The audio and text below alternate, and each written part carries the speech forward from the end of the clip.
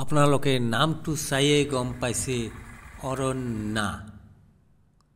তো গৈ আছো দোস্ত আজি সানডে অলপ ফুৰিবলৈ, কিন্তু আহি পালো জংগলৰ মাজত।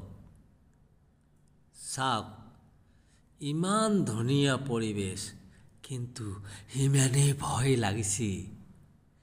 ইমান জংগলৰ মাজত যাম কেনেকৈ? মই মানাই কৰি আছো মোৰ লগৰ দুষ্টজনক, কিন্তু দুষ্টজনে যাবলৈ সাহস কৰিছে। তা চাওঁ বলক, আপোনালোকৰ মোৰ পিছে পিছে আহক, চাওঁ ক'ত আছে এই ৰিসৰ্টখন।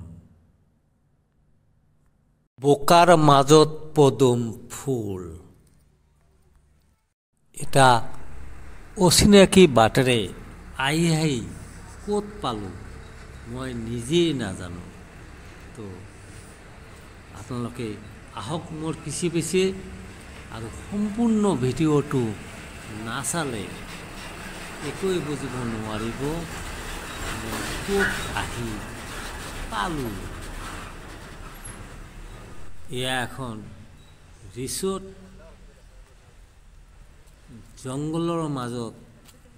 মই আহোঁতে ইমান ভয় পাইছিলোঁ, মই আহিবই খোজা নাছিলোঁ, কিন্তু জংগলৰ মাজতো যে ইমান ধুনীয়া এখন ৰিসৰ্ট আছে মই আগতে নাজানিছিলোঁ। কিন্তু আজি আহি নিজ চকুৰে যেতিয়া চালোঁ, বঢ়িয়া ইমান ধুনীয়া ৰিসৰ্ট জংগলৰ মাজত যে আছে মই ক'বই নোৱাৰোঁ।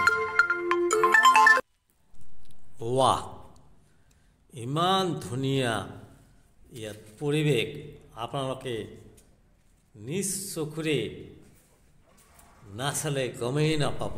সঁচাকৈয়ে বোকাৰ মাজত পদুম ফুল, সেইকাৰণে ৰিসৰ্টখনৰ নাম হৈছে অৰণ্যা।